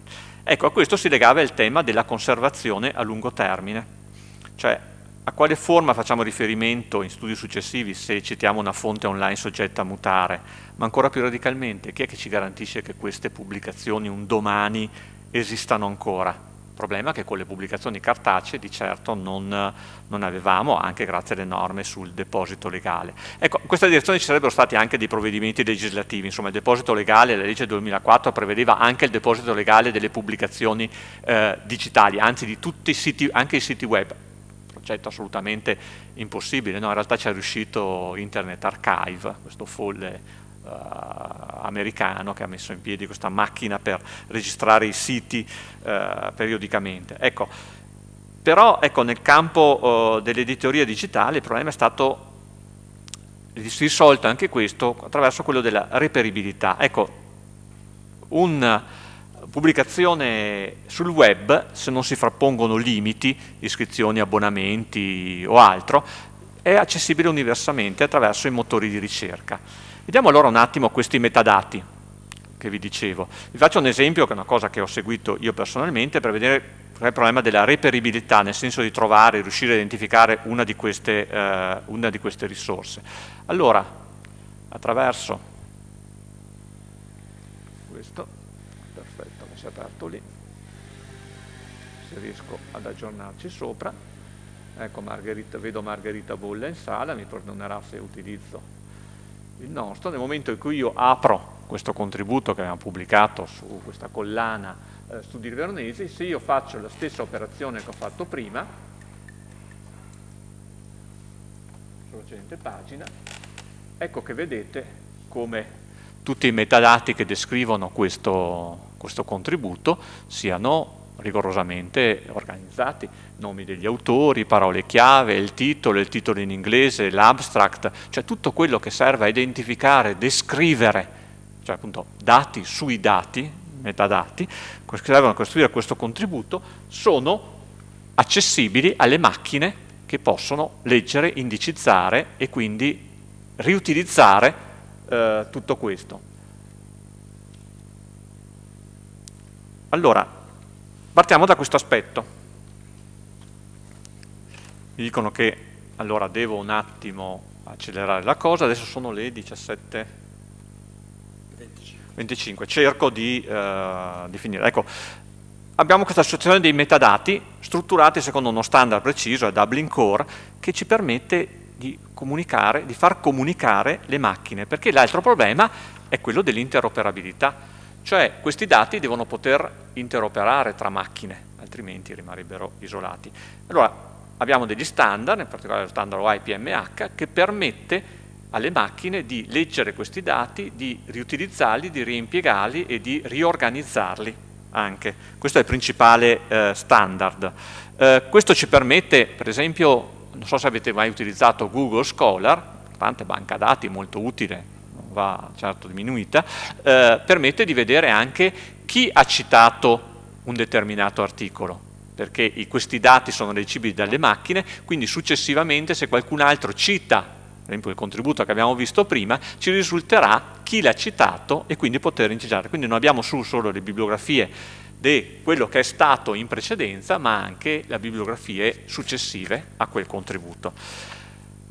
Archiviazione a lungo termine è un problema che si era visto, però esistono dei sistemi attualmente che permettono di conservare tutto questo a lungo termine, in particolare il Public Knowledge Project, PKP-PLN, che permette appunto una archiviazione automatica di quanto possiamo pubblicare in rete, certo se utilizziamo degli strumenti adatti. Sono praticamente diversi nodi a livello mondiale che raccolgono questi dati e li conservano secondo il principio del più copie rendono sicura la conservazione. Quindi abbiamo più copie in questi nodi. Per l'Italia il nodo è stato da qualche anno è la Biblioteca Nazionale di Firenze, quindi insomma abbiamo un'istituzione significativa che ci dice della possibilità di conservare tutto questo. Volevo farvi vedere un esempio, ma lo salto anche per ragioni di tempo, insomma come in quel caso lì, questo caso Studi Veronesi, le sue copie siano appunto conservate all'interno di uno di questi diversi nodi e quindi in futuro se anche chiudessimo il sito, tutto questo potrebbe essere comunque recuperato. Tutto questo funziona ovviamente se facciamo pubblicazioni con licenze Creative Commons aperte, cioè dove gli autori rilascino i loro diritti in formati aperti, cioè possibilità di semplicemente che venga riconosciuta loro un'attribuzione oppure un'attribuzione e la possibilità per terzi di condividere allo stesso modo, anche dal punto di vista commerciale. Questa è una uno scoglio che bisogna cercare di superare se vogliamo davvero che questi studi abbiano un'ampia circolazione. Altra cosa, poi tutto questo permette poi l'indicizzazione, come dicevo, nelle banche dati, Google Scholar, Directory Open Access Journal, ROAD, Scopus e così via. Se tutto questo non c'è, questi materiali non possono essere indicizzati. Allora, c'è uno spazio di tutto questo per gli studi locali. Uno spazio è quello che abbiamo cercato di fare appunto con il portale Verona Storia, con cui è edito anche Studi Veronesi, in cui abbiamo messo l'annuario storico della Policella per una trentina di anni messo in rete secondo questi standard, e appunto abbiamo creato la rivista di studi veronesi. Però ecco, tutto questo, sebbene i costi di gestione di questo siano estremamente limitati, 50-100 euro l'anno si possono mettere in piedi, basta però dopo saperli maneggiare, possiamo anche trascurare certi problemi di sicurezza, insomma, se qualcuno ci bucasse il sito, se anche qualche settimana rimanesse fuori rete, poco danno ne verrebbe, potremmo metterlo in piedi. Teniamo conto che abbiamo visto anche recentemente siti con cui sono stati spesi ben milioni di euro che sono stati bucati e contenenti dati un po' più delicati rispetto a quelli che possono essere quelli di una rivista storica, quindi insomma il problema è generale. Però il rischio è che, siccome anche questo è un caso di iniziativa legata a una singola associazione, queste sappiamo che possono mutare i loro scopi, abbandonare iniziative editoriali, le loro funzioni, cessare la loro attività. Quindi in termini di conservazione a lungo termine i singoli contributi li avremmo in questi nodi, ma perderemmo il contesto, l'ambito generale in cui tutto questo è nato. Allora, cosa servirebbe allora? Ecco, allora io penso che la funzione delle biblioteche locali, in particolare quelle tradizionalmente destinatarie al deposito legale, per noi la biblioteca civica, ma la proposta potremmo lanciarla anche a istituti di ricerca, a istituzioni che su questi temi hanno sempre lavorato, ecco, potrebbero farsi parte attiva nel predisporre uno strumento di questo tipo da mettere a disposizione delle diverse associazioni del territorio, creando in questo modo un portale, nel nostro caso dedicato al territorio veronese, che ospiti e organizzi secondo gli standard che vi dicevo le diverse iniziative che ci sono o che ci sono state, perché potremo anche recuperare il progresso e quindi rimetterlo in circolazione volto a illustrare il nostro territorio. Ecco, questa direzione penso che forse anche istituzioni economiche che tradizionalmente hanno sostenuto iniziative legate agli studi territoriali potrebbero aiutare a traghettare questa tradizione, che secondo me è gloriosa anche nei suoi limiti, a Verona in questa nuova dimensione. Sfida impossibile? Ma direi proprio di no, soprattutto se realizzata in house, mettendo a sistema diverse competenze che devono essere invitate a dialogare nella direzione di un interesse comune. Penso che questo strumento di valorizzazione verso i cittadini sarebbe molto utile per far mostrare quanto diverse realtà che operano nel territorio riescono a fare, ovvero la promozione e lo studio della nostra eredità culturale, quella che abbiamo inserito nel titolo di questa collana, andando magari nella direzione, e qui mi allargo, ricordando una definizione che dava Giuliano Volpe, ex presidente del Consiglio Superiore dei Beni Culturali, del rapporto tra università e altre istituzioni, di creazione della necessità di creare dei policlinici dei beni culturali. Lui parlava in particolare riguardo all'archeologia, la necessità di unire università, sovrintendenze, ma possono essere anche musei e altre istituzioni. Ecco, parliamo di istituzioni, questi policlinici in cui gli studenti apprendono e operano all'interno di queste realtà, imparando anche che cos'è la realtà del lavoro in quel campo.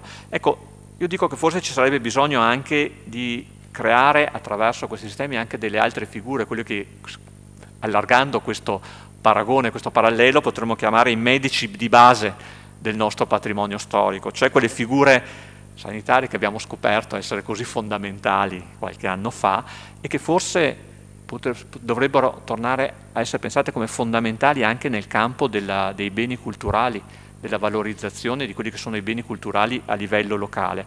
Ecco, un sistema di questo tipo forse potrebbe cominciare a invertire la rotta, cioè, scusate, sì, ho dimenticato di chiudere, scusate,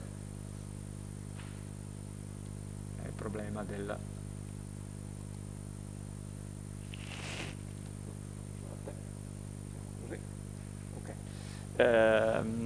Ecco, un sistema di questo tipo penso che potrebbe cominciare a invertire la rotta, mantenere e a far crescere un sistema di medici di base del patrimonio storico che proprio per la loro caratteristica di prossimità potrebbero risultare, se collegati in rete con istituzioni di formazione e di ricerca, estremamente efficaci. Ecco, io vorrei chiudere lanciando questo appello, questa speranza, cioè che si possa rivitalizzare questa dimensione, tenendo conto di una cosa che ho constatato, e qui chiudo, che tantissimi studenti che escono dall'università, che avrebbero le competenze per occuparsi di questi ambiti, li ho visti soprattutto negli ultimi 20 anni abbandonare molto velocemente questa attività di ricerca che potrebbero invece svolgere sul loro territorio.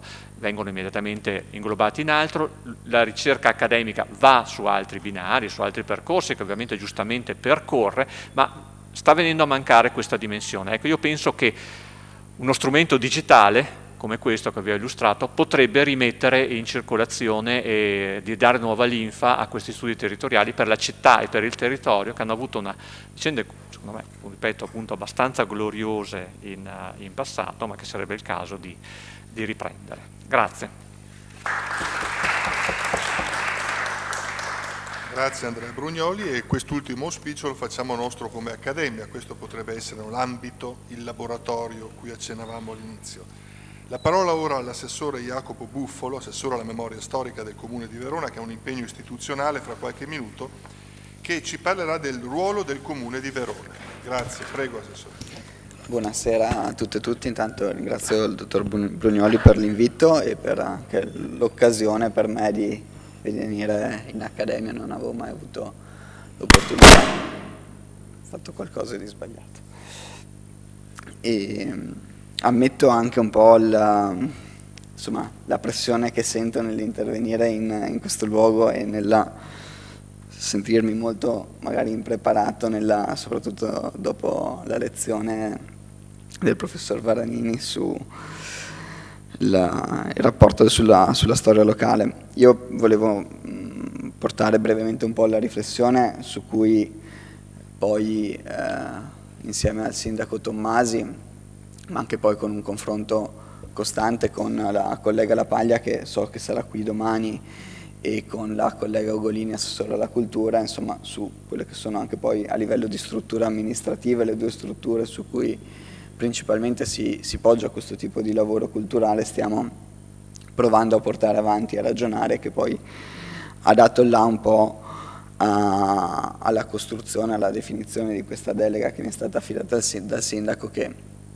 insomma da un punto di vista scientifico ha anche delle incongruenze, perché una cosa è la memoria e una cosa ovviamente è la storia, e vanno di corso parallele però con strumenti e funzioni diverse. La delega che mi è stata data nasce un po' dalla volontà che abbiamo come amministrazione di provare a curare quel senso di quella costruzione di, diciamo, memoria laica legata inizialmente al calendario civile, alla costruzione di un calendario civile su cui andare a lavorare, che era una cosa che per lungo tempo, io credo, anche in virtù di quei rapporti un po' burrascosi con l'Istituto per la Storia della Resistenza nel passato della nostra città, non si è riusciti a costruire un lavoro culturale, di cura di un certo tipo di memoria della nostra città, di riflessione anche sulla storia del Novecento. E così un po' è nata la delega per provare a portare avanti un lavoro di riflessione sulla storia del Novecento della città e di costruzione di un calendario civile, di concerto un po' in uno schema che riprendeva quello che veniva proiettato nell'ultima slide, nel cercare di costruire una relazione con l'università, che è una grandissima risorsa e con cui non solo su un piano di cultura, di storia, di memoria non era così fluido, ma anche su altri segmenti di pianificazione urbanistica, di visione dello sviluppo della città, e quindi in una ripresa di rapporto con l'Ateneo da un lato e con tutta una serie di realtà, di enti di ricerca, dell'Archivio di Stato, vorremmo e stiamo provando a portare avanti, e un po' diciamo l'incipit è stato in questi ultimi giorni nel programma che siamo riusciti a costruire, io credo con grande capacità, in occasione del Giorno della Memoria, provando a coinvolgere l'università, coinvolgendo la biblioteca civica, coinvolgendo gli archivi comunali che sempre su un fronte di fruibilità, capacità anche di valorizzare il patrimonio archivistico che l'amministrazione ha, e sicuramente lì c'è anche un'altra sfida legata al tema della digitalizzazione e della conservazione del patrimonio archivistico, perché insomma una delle sfide che abbiamo è anche quella di riuscire a dotarci di strumenti di conservazione che garantiscano quel patrimonio, e che, a differenza di altri contesti, nel nostro contesto regionale non abbiamo strumenti di conservazione pubblica così all'avanguardia, tanto che noi la valutazione che stiamo facendo è proprio di agganciarci al sistema della conservazione dell'Emilia Romagna, che invece ha costruito negli anni un sistema di conservazione degli archivi pubblici molto più valido e funzionale. E nella costruzione di rete provare a fare un'operazione culturale sulla città, di riflessione sulla storia del Novecento della nostra città, e proprio per questo con la collega Ugolini, con l'università, con una serie di soggetti stiamo ragionando di un appuntamento che credo che ci debba far riflettere, perché noi arriveremo l'anno prossimo all'80° della liberazione, dove già insomma nel dibattito pubblico nazionale si aprono delle riflessioni per la discussione circa il Museo della Resistenza a Milano, ma anche per un clima culturale e politico che in Europa cambia, perché poi se noi guardiamo la memoria come collettiva, come strumento che tiene insieme le comunità, la memoria oggi dell'Italia repubblicana e dell'Europa si fonda su un sistema nato dopo il secondo conflitto mondiale, quindi io credo che quell'appuntamento sia un appuntamento che la nostra città non può mancare, e che sia un appuntamento a cui bisogna arrivarci dotandosi di strumenti, di relazioni, di riflessione, di un dibattito pubblico che ci aiuti a ragionare anche e soprattutto sulla storia locale, che forse rispetto, insomma, io personalmente ammetto la mia impreparazione su quel ventennio 75-95 che veniva raccontato prima come spazio di produzione di storia locale, sicuramente è una cosa che oggi non c'è, o che a volte viene demandata, e c'è come si può dire, c'è una difficoltà data dalla rete, data dalla difficoltà a controllare la diffusione di tutta una serie di informazioni, anche a avere sempre a che fare con sistemi che hanno una loro scientificità reale, non solo perché definita dall'Accademia, nella produzione che viene diffusa, che viene proposta alle scuole. E quindi su questo io credo che noi abbiamo la volontà e l'impegno di provare a costruire rete proprio per valorizzare la storia della nostra città, ma anche per controllare laddove invece magari, non per controllo politico, ma per, io credo, accuratezza storiografica, vengano raccontate dei fatti, delle questioni reali o comunque. Mi ero appuntato un'altra cosa. No, chiudo perché devo fuggire a Palazzo Barbieri e mi scuso per questo, però appunto ci tenevo anche a rimarcare la volontà di collaborazione, di confronto, e anzi insomma per quello che ho potuto ascoltare, mi scuso anche per il ritardo, insomma è stata delle esposizioni stimolanti, credo che non mancheranno le occasioni per tornare a confrontarci e a ragionare insieme di come valorizzare la storia ma anche la memoria pubblica della nostra città. Grazie.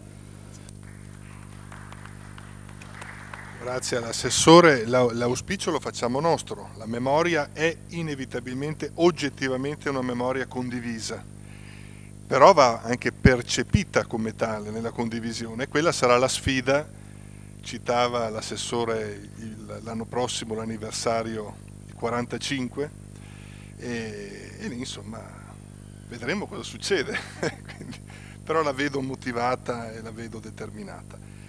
Allora, l'ultimo intervento è quello dell'avvocato Fratta Pasini, presidente della Fondazione Banca Popolare di Verona. A lei, avvocato, le conclusioni. Allora, grazie.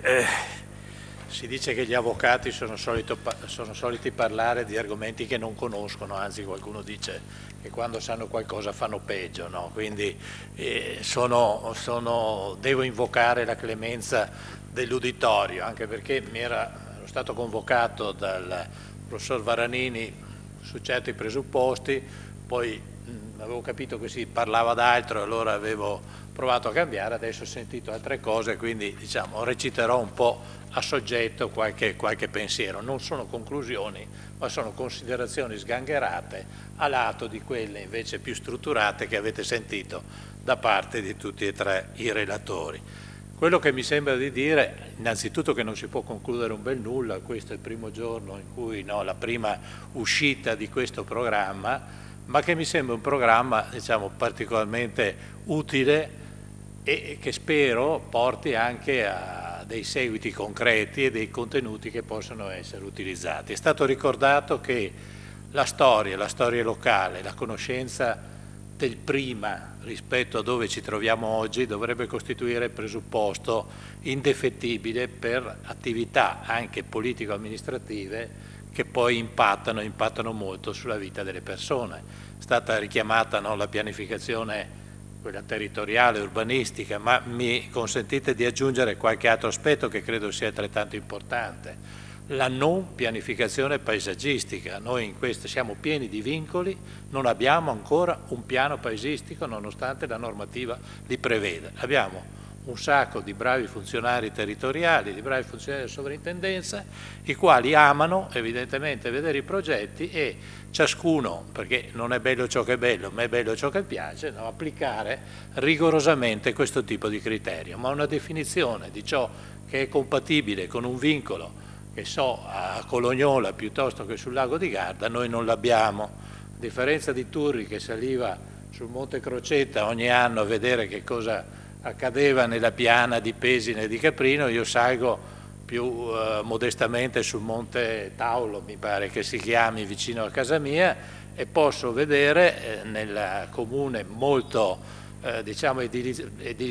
urbanisticamente vivace, che è un comune di Lazise, l'avvicendarsi dei vari responsabili. C'è il periodo in cui i tetti sono solo a falda tradizionale con i coppi, poi sono assolutamente piani, poi sono piani con la copertura verde, poi tornano di nuovo con la falda e con i coppi, e lì possiamo capire in che modo si conserva o si pianifica i cambiamenti dei paesaggi tutelati. Dove non c'è nemmeno questo tipo di tutela, immaginiamo anche qui che cosa che può arrivare. Ma ci sono altri aspetti attualissimi, ne cito solo due, ma che non possono prescindere da una ricerca e da una consapevolezza storica. Penso al patrimonio artistico della Chiesa, in un luogo come quello di Verona. Se vogliamo che questo patrimonio resti in qualche misura vivo e che abbia un significato per la comunità che lo ha costruito nel tempo e che oggi la abita, io credo che questo lavoro sia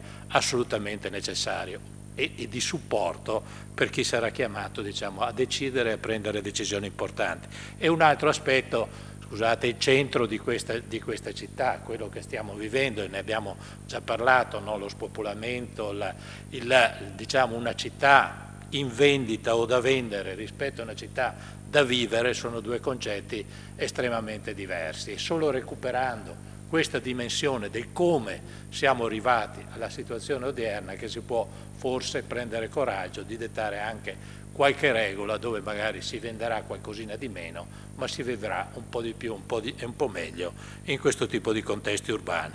Le cose che sono state dette le ho trovate tutte estremamente interessanti, dico una fra tutte, la sottolineo perché credo che sia importante, ed è quella a cui accennava il professor Varanini, il fatto che nella provincia di Verona c'è questa caratteristica questa forza di gravità della città rispetto al territorio esterno. Sembra una forza di gravità che probabilmente fa implodere anche la cultura, se è vero che a Vicenza, dove non c'è le espressioni letterarie culturali, eccetera, sono fiorite, mentre probabilmente da noi proprio questa tendenza all'accentramento ha fatto sì che sono fiorite poco, diciamo, nel contesto urbano del capoluogo, ma probabilmente quasi nulla all'esterno, e questa è una cosa che ci deve fare riflettere. L'altro è il tema sui limiti di questa moda, diciamo, di queste storie locali, di queste che ci sono state, che sono state diffuse. Personalmente credo di avere anche qualche responsabilità, perché diciamo, la banca del territorio, quanti comuni abbiamo aiutato a far uscire quelle pubblicazioni, non ci siamo preoccupati se magari il lavoro qualche volta era fatto da accademici, da qualcuno all'altezza, qualche volta da ex bibliotecari o da qualcuno più o meno improvvisato, però insomma si aiutava un po' tutti e quel complesso di lavori sicuramente è servito, però diciamo non ha costituito, o se volete forse ha fallito in un aspetto, non ha fallito magari nel dare un po' di lustro all'assessore o al sindaco di turno che ha presentato questi lavori con qualche anche bella fotografia, qualcosa di utile è stato fatto, però se si voleva recuperare la memoria collettiva di quello che eravamo, una memoria a 100 anni, non a 1000 anni, no? Quel buco nero di memoria che abbiamo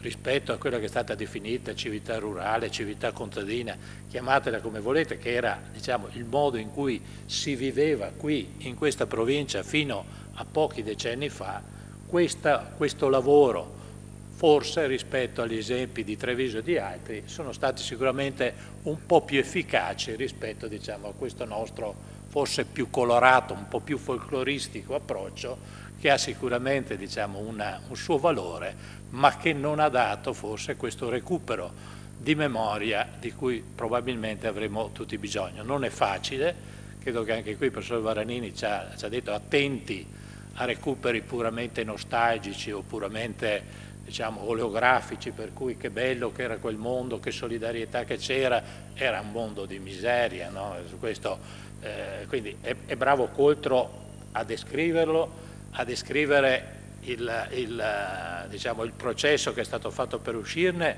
e anche a descriverlo con nostalgia, magari a rimpianto per alcuni aspetti. Poi se volete vi dico anche una cosa, io amo molto i libri di Coltro, ho solo avuto un problema quando ho scoperto che il padrone delle belle braghe bianche era mio nonno, quindi no, la storia familiare e la storia pubblica devono essere in qualche modo no, contemperate, però e questo però diciamo è per dirvi, però sicuramente è stata un'espressione importante di questo tentativo di recupero.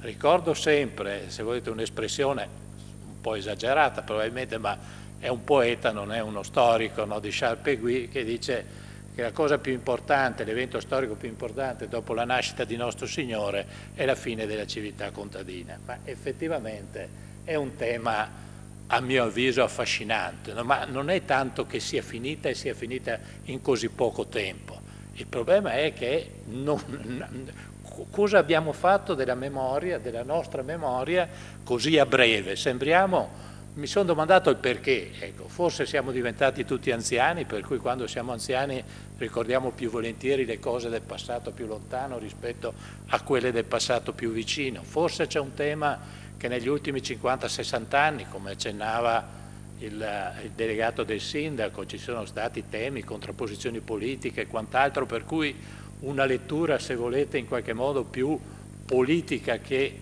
sociale ed economica di questi eventi si impone, forse perché quando si conquista il benessere si tende a dimenticare i periodi di malessere, però è molto importante, a mio avviso, sarebbe capire questo tipo di passaggio, perché poi è vero che la civiltà contadina si è inabissata, in qualche modo nella terra è scomparsa, però non possiamo capire il modello economico del nord-est, a mio avviso, se non recuperiamo un certo tipo di modo di vita, di visione della vita, di approccio nei confronti dell'esistenza che era tipico di quei mondi. Non si diventa, cioè, la differenza, il modello non a caso, no? I teorici del modello del nord-est, delle sue peculiarità, vengono sempre dal distretto, chiamiamo Patreve, ma soprattutto dal Trevigiano, perché evidentemente hanno colto una continuità, una continuità sotterranea non evidente, no? Proprio tra questo tipo di modo di vivere di una volta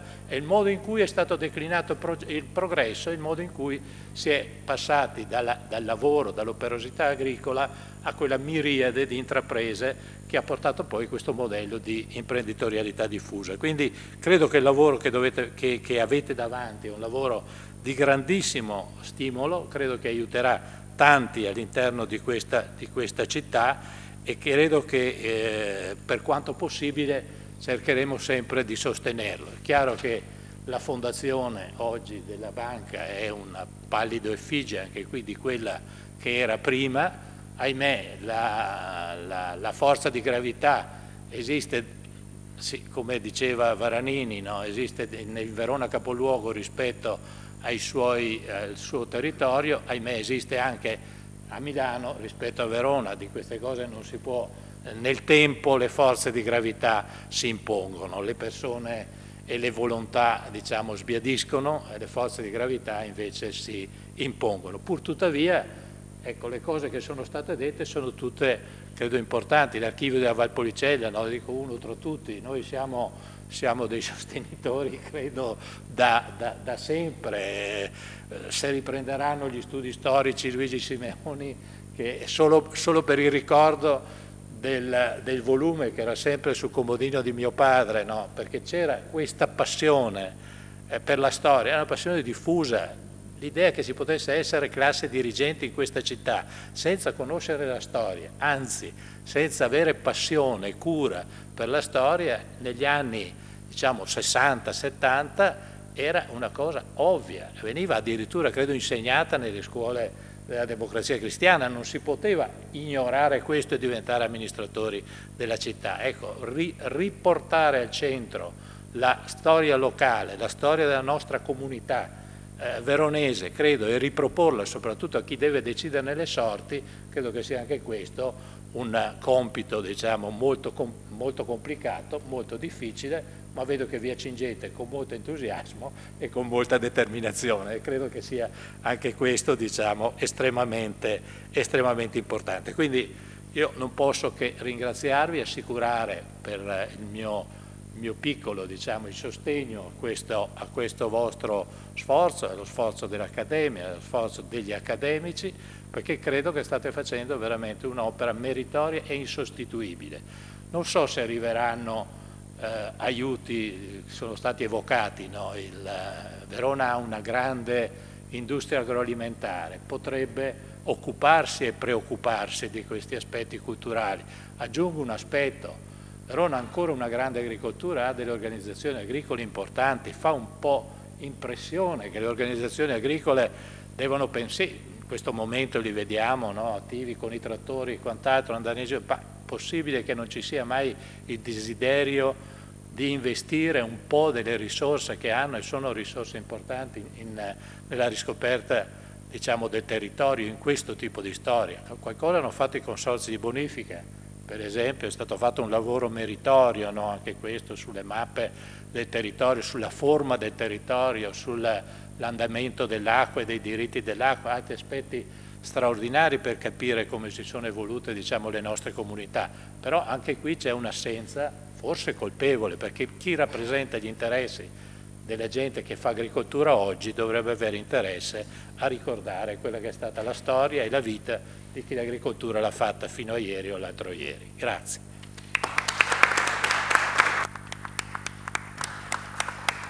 Ecco, l'avvocato Fratta Pasini infatti non ha fatto le conclusioni ma ha fatto le aperture, no? E quindi ci stimola e ci sprona.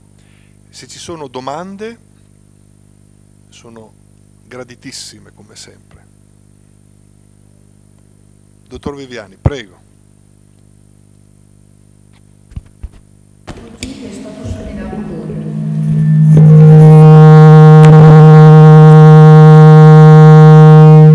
Un rombo di vino. Tanto tuono. una conferma a quello che ho detto, ma È un tuono. Una teofania. oggi è stato seminato molto, in particolare il professor Varanini ha buttato lì tutta una serie di considerazioni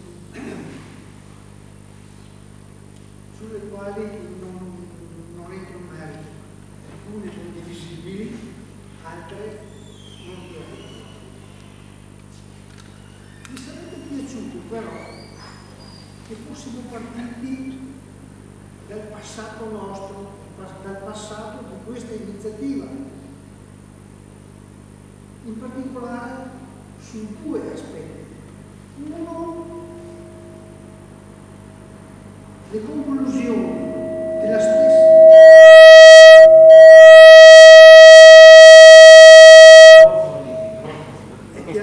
È chiaro che mi sente da quello che sto dicendo. Uno, le conclusioni della stessa iniziativa che oggi abbiamo cominciato a cui abbiamo dato vita oggi, di 20 anni fa. 20 anni fa abbiamo fatto la stessa cosa in questa sede con dei risultati che possono anche